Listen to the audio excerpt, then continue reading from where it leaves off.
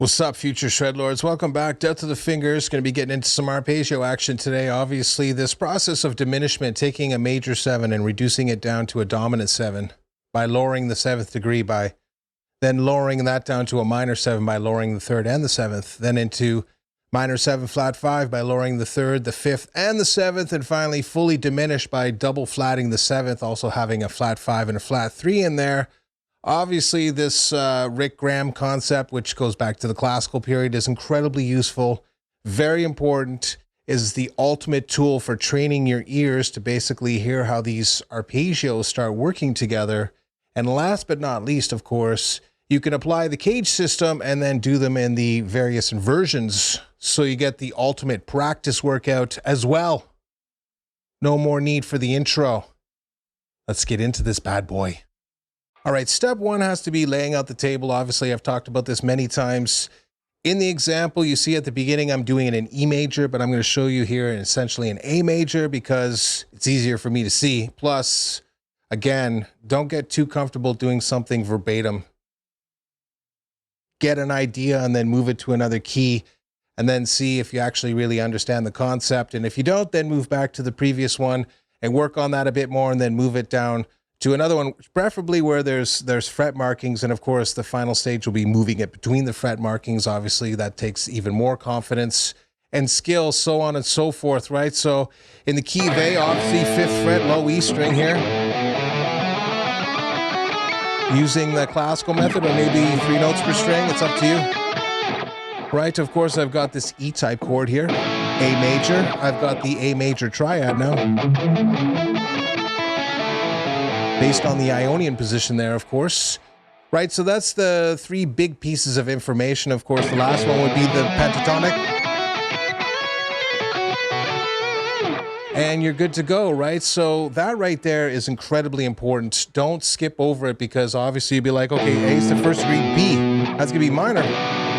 Right, the next one's gonna be here, C sharp, another minor, right? Of course, moving up here, you got the 4th degree, major 7 here, dominant 7, and so on and so forth, right? So going over that stuff again and again and again and again, even if you feel like you know it, I do this every single time, and trust me, it makes a huge difference later on when you're actually playing, because you can just quickly move between the shapes. It's no longer, doe in the headlights, negative. It's just do, boom, done.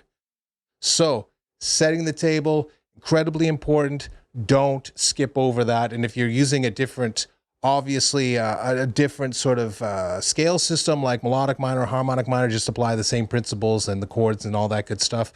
It's all on the internet for free, right? So it's not like you have to do a huge amount of thinking. Just sort of reorient your thought process, instead of being like, instead of a major scale, I'm doing the harmonic minor, and again, you're off to the races. Now the secondary piece here is obviously caged, right? So if there's the E-type there, if I move backwards, is the G-type, right? Nice, right? Moving up again, there's my D-type. And if I move up again, there's the C-type. And again, there's the A-type kind of deal, right? So again, this breaks down the fretboard. You're like, if I move up to the C one here, technically that's in the Phrygian position, right? I'm like, right? And of course, you can just start from this note to get the same major scale before, right? As this one down here. You move up here. And you'd keep doing that, of course. Here, you're starting here. And you'd be like, okay, that's the next position there, especially. And again, notice this is the classical method again. So, I mean, everything ties together. And therefore, when you're like, oh, there's the A chord, you know that that's going to be essentially the Mixolydian position. When you move back here and you're playing the C chord, you're like, that's essentially the Phrygian position. Move back here, you're like, there's the E chord. That's going to give me, yes, nails it, the Ionian position. Moving back again, G, that's going to give me Locrian. Or you could say Aeolian. A lot of people like Aeolian there. Right, so it really depends on you, but I'll leave it at that. So I kind of get it that that's a lot in like whatever, 3 minutes, 4 minutes. But right there, if you take anything away from this lesson, start right there. If you're like, I'm never going to be able to do these arpeggios, start at that level. Get comfortable with the CAGED system, and then superimpose, obviously, the actual scale positions. Be like, there's Ionian.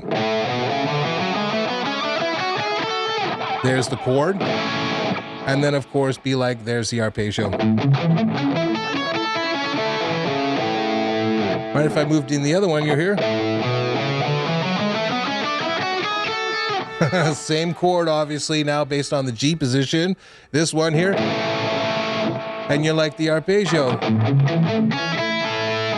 Okay, just like the regular G chord kind of deal. And once you do that over and over and over again, you'll burn it into your brain, and then all of a sudden it'll be incredibly useful to you because you can break down the fretboard very, very, very quickly in a lot of different ways, with chords, with scales, with arpeggios. So it's one of the best ways of mapping out the fretboard, bar none. Let's get into this diminishing stuff. All right, now that we've laid out the table here, essentially in A major,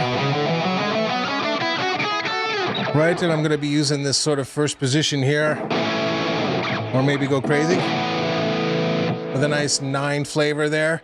What I want to do is obviously take this triad arpeggio, 1, 3, 5, 1, 3, 5, 1, and evolve it up to the dominant 7 variant, which is going to give me 1, 3, 5, 7, 1, right? 1, 3, 5, 7, 1, 3, 5, 7, 1. That's 1, 3, 5, 1, 3, 5, 1. Next one up is 1, 3, 5, 7, 1, 1, 3, 5, 7, 1. Got ahead of myself there, right? So that's very important. Of course, moving up to the next one, you're like 3, 5, 1, 3, 5, 1, 3, 5. And you're like, okay, so it's 3, 5, 7, 1, 3, 5, 7, 1, 3, 5. Moving up to the next one here again, of course, is going to be 5, 7, 1, 3. Then 5, 7, 1, 3, 5, 7, 1. Done. Okay, so if you haven't sort of get your brain wrapped around that one, that's got to be step number 2, obviously. And then, of course, we can then start to take those basic arpeggio shapes and manipulate them now by diminishing one of those intervals to get all the other ones, which is the real training exercise. So just to cover it again here, essentially starting in A major, right? 1, 2, 3, 4, 5, 6, 7, 1, and keeping going. Then I got the chord based on the CAGED system. If I was down here like this, right, it'd be like, and you'd be like, oh, nice. Okay, so obviously you can see how the CAGED system can be instantly converted from chords into arpeggios. And then, of course, evolving them up now. So you get the dominant 7 variants, in this case, all major 7s.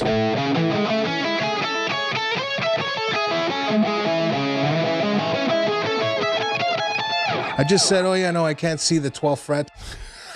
And of course the inversion works out there. Of course it does. Anyways, that's another complaint for another day. That right there has got to be step number 2. And now we're going to get into the diminishing stuff. Let's do it. All right, step number 1 here, obviously with this part, is essentially understanding the interval structure. So I start off here in the first one in the major. I've got 1, 3, 5, 7, 1, right? The next one's going to be 1, 3, 5, flat 7, 1. So I took this note and dropped it down a half step. So I went from 2.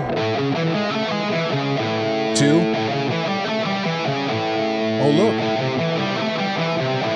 Lowering the third, that's 1, flat 3, 5, flat 7, 1. Oh, might as well do minor 7, flat 5. That's 1, flat 3, flat 5, flat 7, 1. Fully diminished.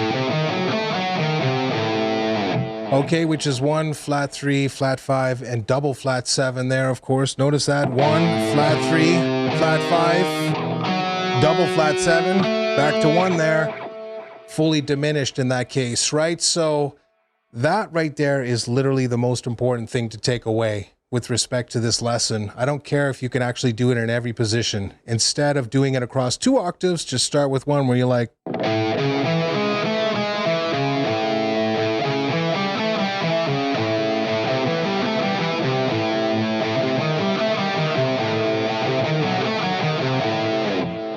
then build it up so that you can do 2 octaves, right? You're like, okay.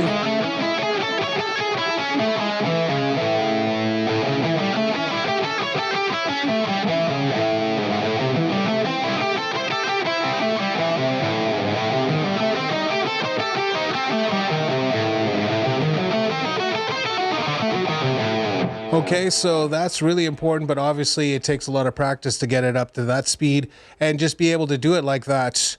So, you know, you kind of gotta temper expectation with respect to actually training your mind. Don't expect to make huge forward gains with this before you actually sort of like really invest the time to train your mind to be able to break down this interval structure, right? If I move to the next one, that's 3, 3, 5, 7, 1, right? So 3, 5, flat 7, 1, mint, and then I'm gonna be like flat 3, 5, 7, 1. Okay, then it's flat 3, flat 5, flat 7, 1. Nice, I couldn't reach it there, right? And of course, symmetrical again.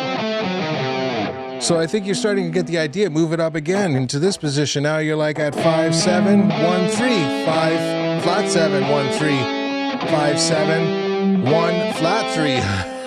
I know, then you're like, and then fully diminish.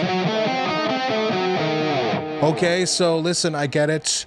That's a lot to take in right there, and you're just gonna have to bowl through this stuff on your own. Do it with the 1 octave idea, right? So you're like,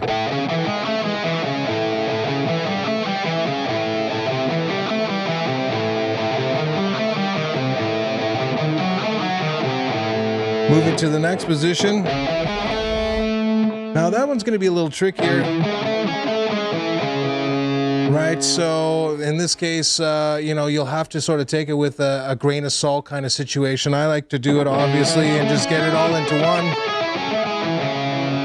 Because what I like to do is then sort of look to see if how these arpeggio shapes overlap with respect to the position. So the first one here is Ionian. Right, and of course the next one's going to be Mixolydian. That's where that arpeggio happens naturally. Then of course Aeolian for minor 7. Locrian, of course,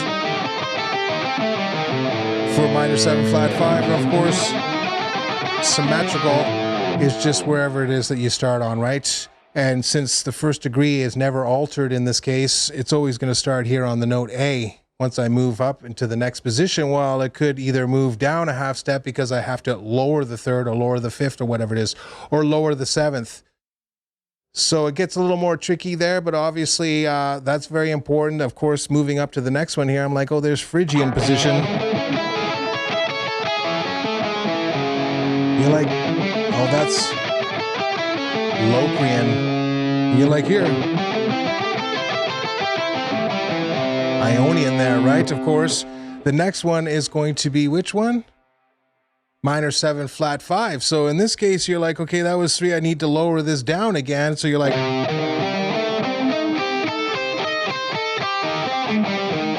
I know it starts getting a little weird there. That's from Dorian, of course. And last but not least, of course, you're going to still do symmetrical, just starting from that one position. The flat 3rd in this case, right? So very important that you actually understand this process. Moving up again, that's going to be 5, 7, 1, 3. So 5, flat 7, 1, 3, right? Then 5, flat 7, 1, flat 3. Right? Then you're like, okay, so if you were to do the actual positions again, now you get Mixolydian here. Then you're going to be into, yes, Dorian.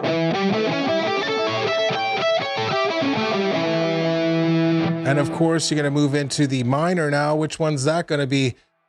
Right, you're going to be into exactly the same situation you were in before, right? Which is with Phrygian. And last but not least, of course, you're going to jump into the Lydian position by moving it down here. Now this one, a little tricky, right? And of course, the symmetrical shape again, starting a half step down. Now listen, I know I just blew right through that stuff, and the reason is very simple, because you have to sit down and go through this process on your own. I've said it before, I'll say it again, saying it now for like what, the umpteenth time. You have to sit there and go 1, 3, 5, 7, 1, 1, 3, 5, flat 7, 1. Okay, and just keep going until you're ready to vomit on yourself. You vomit out these scale positions on yourself, and you're like, okay, I feel better now. I feel all musiced out, right? So that is incredibly important this idea, if you take anything away from this lesson, is that you have to know how to basically manipulate it based on the shape. You might be like down here.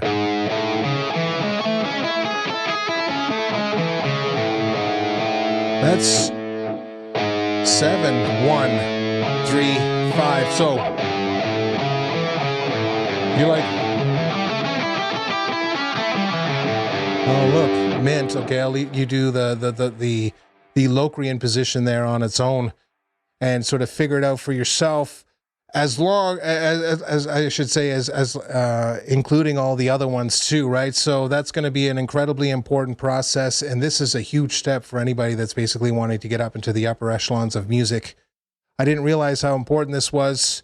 It is an amazing training platform, so don't skip over it. Next section here, we're just going to quickly talk about effectively doing it in like a, like a free form way that I do it in the beginning.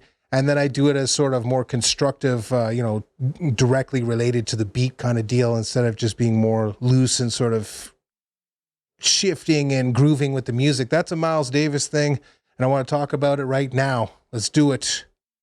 All right, to end the video here, we're just going to talk about pushing and pulling the tempo, essentially with improvisations. I saw this with respect to Miles Davis. And so there's playing locked into the tempo, obviously, so you're going to do like a... Next one, right? No variation.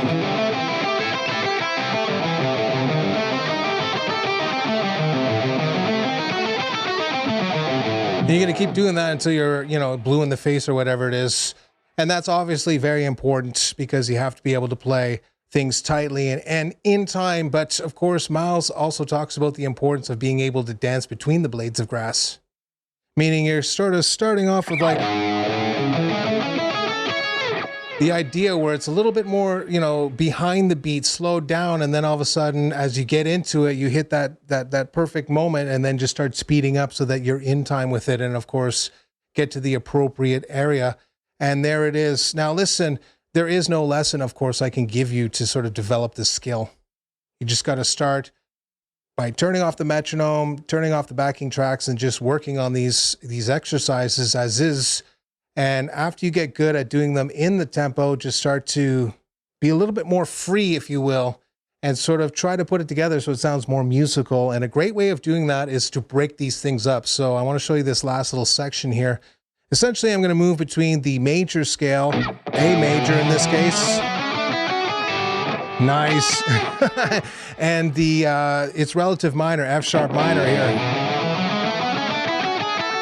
Okay, so what I'm going to do here is obviously start off with the major 7 and dominant 7 variants in the root here. And then this bad boy, right? And move down here. Now I want to do minor 7. I'm going to do the Phrygian one here.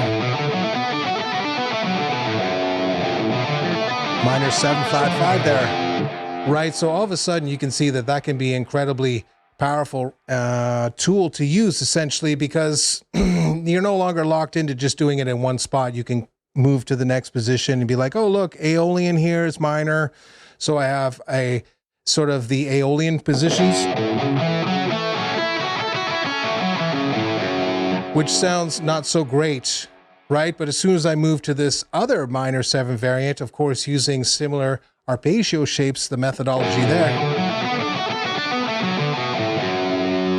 and then just moving down to its minor 7 flat 5 variant, then all of a sudden I'm cooking with gas, right? So, I mean, I'll leave it up to you to sort of like experiment with this stuff, but that's the whole point. It's, again, very easy to get tunnel vision and just do things, mercilessly to the beat all the time, which actually kills some of the actual life and spontaneity of your solo. And of course, last but not least, you can hear me do it in the example and all the rest of the stuff. I make mistakes all the time. Who cares? Just play. Don't worry about it. Take a chance. If it fails, oh well, start again and find the right one. Do not get obsessed about being, I have to be perfect or whatever it is. That's just nonsense.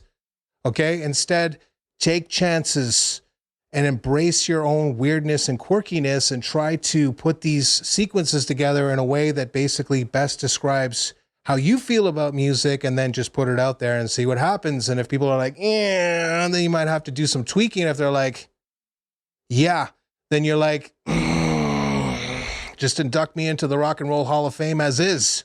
Nails it. So I hope this lesson helped. And, you know, nose to the grindstone and all that good stuff. Slow, be methodical.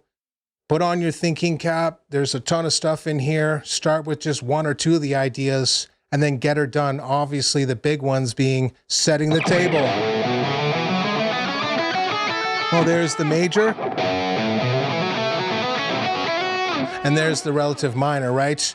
And of course, starting to build up a chord based on the position here, right? When I'm playing there, if I'm playing up here, it's got to be the C or the A, right? If I'm playing down here, there's the G or the E. And of course, there's the D here, and of course the C. But I don't really see the D as its own thing in this case. You don't really need this one down here. It's just kind of silly doing stuff like that.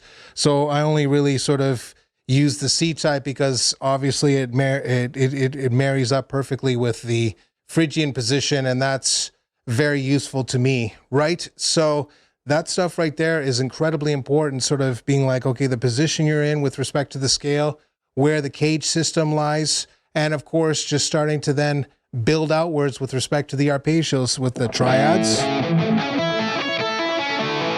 Moving to the next one, right?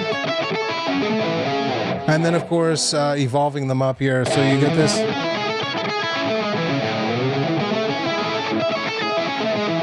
Ooh, a little rough there, right? So I think you're getting the point there. There's all kinds of little intermediary steps that you got to ramp up to before you actually start doing all of the full Monty there. But of course, once you do get it all together, then last but not least, pushing and pulling the tempo, not necessarily being a robot, trying to be a little bit more experimental. See you in the next one.